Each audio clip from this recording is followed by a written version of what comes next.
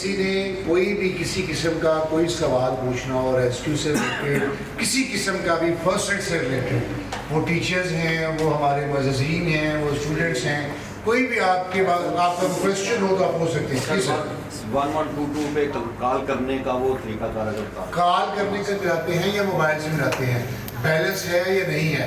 Simple आप 1122 apply dial करेंगे तो आप किसी कंप्यूटर बोलेगा कि रेस्क्यू 1122 में खुश आमदीद, हम आपकी क्या मदद कर सकते हैं।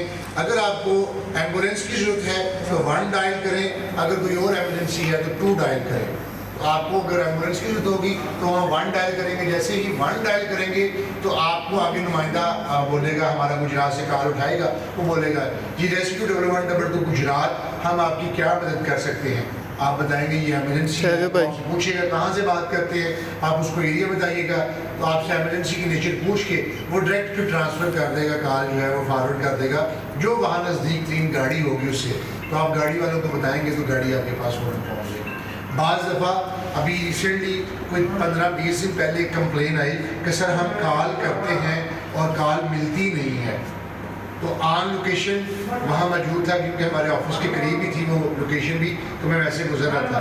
तो वो करते क्या था, 1122 मिलाते थे तो आगे से कंप्यूटर बोला था, उसकी आवाज़ सुनते नहीं थे, उनको ये था पता नहीं नंबर मिला नहीं है, वो बंद कर देते थे। वो कहते सर 8 कॉलें मिलाई मिलती नहीं है, तो मैंने उनके पास खड़े होकर उन्हीं के मोबाइल से कॉल मिलाई तो कॉल मिल गई।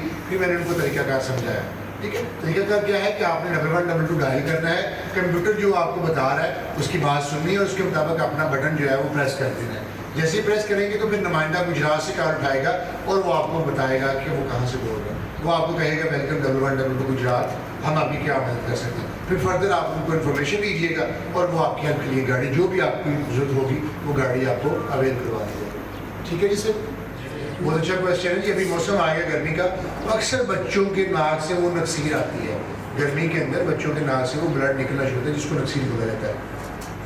उसमें जी जो आप रूटीन में काम करते हैं उन सर के ऊपर पानी जो डालते हैं वही करना चाहिए। ऐसा जब मरीज़ हो, बच्चा हो, उसको कभी भी लिटाना नहीं है, लिटाएंगे तो वो ब्लड जरा सारा जो है वो उसके अंदर हलक में जाएगा और वहाँ से स्टमक में जाएगा।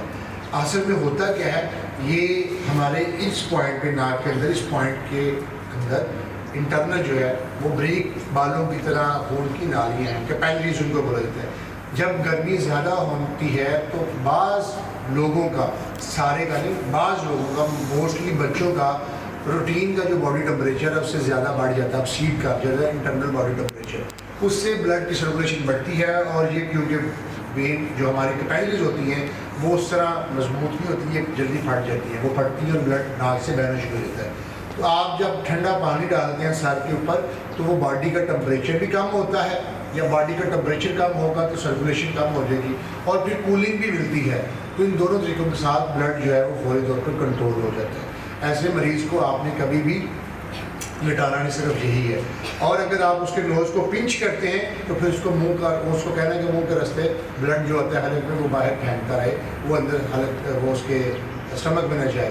लेकिन अगर कोई बच्चा ऐसा है, मैडम्स बैठी हुई हैं, कोई बच्चा या बच्ची ऐसी है जो आगे इस मौसम में अगर रूटीन में उसके साथ ये प्रॉब्लम होती है, हर वीक या 10 दिन बाद या महीने में 2-3 दफ़ा उसको ये प्रॉब्लम होती है, तो उसको पेरेंट्स तक बात पहुँचानी चाहिए कि वो उस बच्चे का लाजमी एक दफ़ा चेकअप करवाएं ताकि वो चाइल्ड स्पेशलिस्ट देखे कि बच्चे के अंदर कोई प्रॉब्लम तो नहीं है कि ये बार बार क्यों होता है। क्योंकि सीज़न में 1-2 दफ़ा होना वो एक अलग मैटर है, लेकिन रूटीन में ये चीज़ होती है, उसके लिए बाकायदा चेकअप करवाना चाहिए कि बच्चे की प्लेटलेट्स कम तो नहीं है, खून पतला तो नहीं है, ताकि फर्दर उसके मुताबिक ट्रीटमेंट की जाए। फर्स्ट एड जो है वो सिर्फ सादा ठंडा पानी उसके सर के ऊपर डालना। और कुछ सवाल में बच्चों का जो बैठे हैं स्पेशली हमारी बातें सुनने का, उनके लिए थैंक्स, तमाम टीचर्स का स्पेशल थैंक्स, हमारे मुअज़्ज़िज़ीन का जो स्पेशल टाइम निकाल के आए, और सर सगीर साहब का जिनकी ये दिलचस्पी थी कि आप हमारे दायरे के अंदर आएँ और हमारे बच्चों को कुछ इंफॉर्मेटिव जो चीज़ें हैं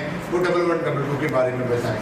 इंशाअल्लाह हमारी कोशिश होगी कि इससे एडवांस जो चीज़ें हैं, एडवांस जो हमारे कोर्सेज हैं वो लेके भी आपके पास आएँ। Thank you so much again. अस्सलाम वालेकुम, अल्लाह हाफ़िज़।